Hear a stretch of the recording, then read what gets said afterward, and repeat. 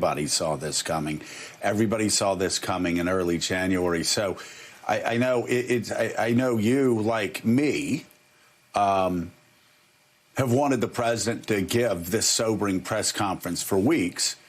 And what happened in a strange way yesterday was a bit of relief, because it was the first time that actually the president allowed his scientists and doctors to say the sort of things that you've been saying all along. As grim as yesterday's press conference was, as grim as the news was, it actually was a step in the right direction, because it tells the truth about the hell we're about to go through, but also says how we can avoid it in the future. What was your takeaway from yesterday?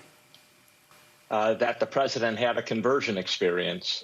He, confronted the numbers and could not wiggle out of the numbers. And I noticed, you and Willie emphasizing the 100,000 to 250,000, 240,000 people who might die in this country if everything goes right and everyone begins to adhere to these physical distancing measures, and we can actually get the mitigation that Dr. Fauci's been talking about in place. But the fact is, we haven't been doing it right for a long time. And the other graph that they showed was even grimmer, which was 1.5 million to 2 million people dying if we don't get these measures in place. And that translates to 150 million to 200 million Americans actually infected with this virus. And I've been saying that for several weeks and been pilloried on the right-wing media, because I've been saying, if we don't do something in the next 7 to 14 days, we're going to have more than 100 million people infected. I think you've been a little generous and Willie's been a little generous. 2 weeks ago, we needed this. That's certainly true. We needed it 2 weeks ago. But people have been warning about this for 3 or 4 weeks since the start of March, that we really need to get on this and do this. So I think there's been a real conversion experience. I think the real question is, how long does it last in the White House? We have had one or two grim press conferences before, right after the Imperial College of London's estimate came out about 2 weeks ago. The president gave a sort of sober press conference and then was right back to championing chloroquine and the fact that this was, we only needed 15 days. This is going to be a long haul. I think Dr. Fauci is right. And we have about another 7 days to really get this in place. We're probably actually behind the 8 ball. I do think I would take. Go ahead, Joe. Sorry. No, you go. I would take a moment of optimism. I'm generally a very optimistic guy, and I have been talking to my colleagues in the medical schools in Seattle and San Francisco in particular, places that were hit hard, hit early, and that, Seattle especially, where they had the first case of first death. And they did this physical distancing and these mitigation measures pretty early because they were shocked. And they do seem to be working. So that comment that Dr. Fauci made that, while the deaths will be going up, this social mitigation, social distancing and mitigation, wearing the mask will make a difference, and we won't see it for a while because it's what we call a lagging indicator in the health field. That does seem to be happening, and there are some glimmers that you really can make a difference. And the data aren't just from China or other places. They're from actually the United States, places that jumped on it. And so I think you're going to need a president who can lead at that moment, that things are getting worse, but we're able to see around the corner, and it's really going to be better in weeks. And I think, this idea of 30 days does bother me a little bit because it's too short. Yeah, it's not honest. You are right about Washington State. There is some positive glimmers of hope coming out of Washington State. Even Italy, who's been through a month of hell, you're starting to see a slight bending of the curve in Italy. Those believing that things are getting better. But I do want to underline the recklessness of talk show radio hosts and people online and Trumpists.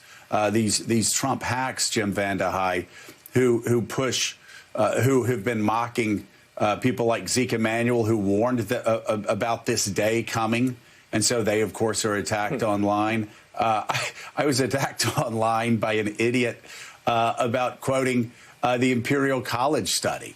And then, of course, the president is now quoting those same numbers. So, of course, I'm sure they'll fall in line and talk about how brilliant Donald Trump was.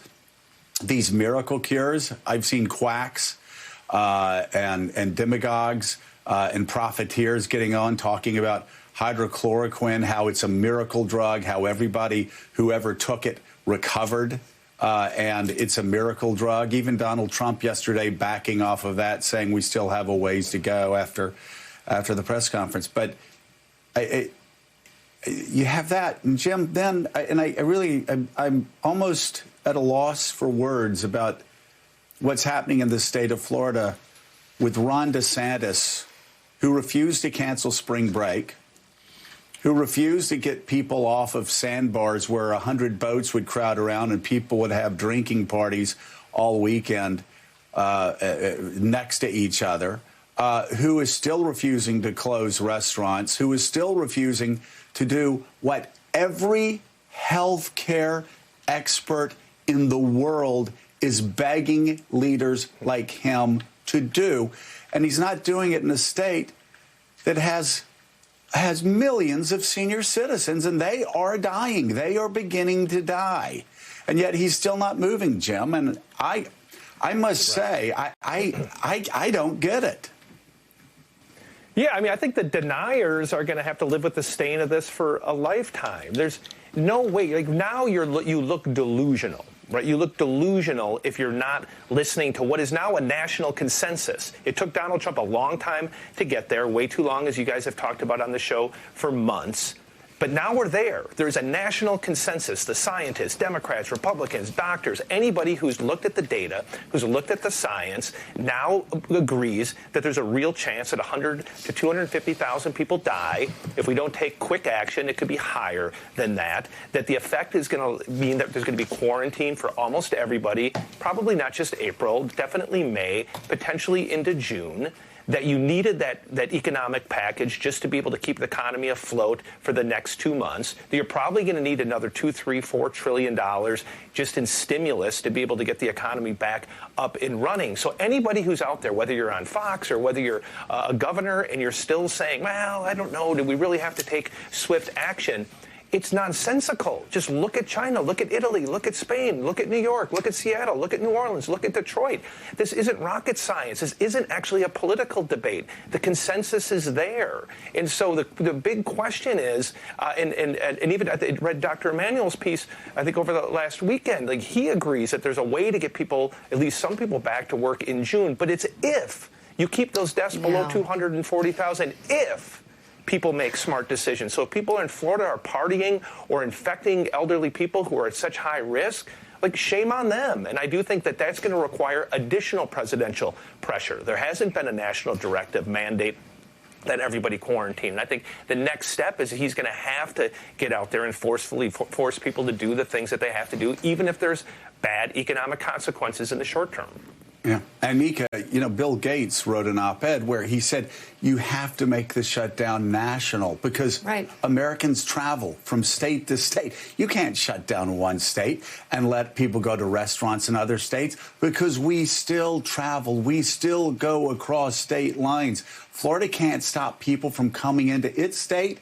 And other states can't stop Floridians from going to their state. So unless it's a national shutdown, Florida will continue with its policies, killing senior citizens and exporting death to senior citizens in other states unless Florida and every other state shuts down and begins to take this seriously. And that's all responding to it. I mean, Zeke, this is here to stay. We're being held hostage to this until there's mass uniform testing or a vaccine.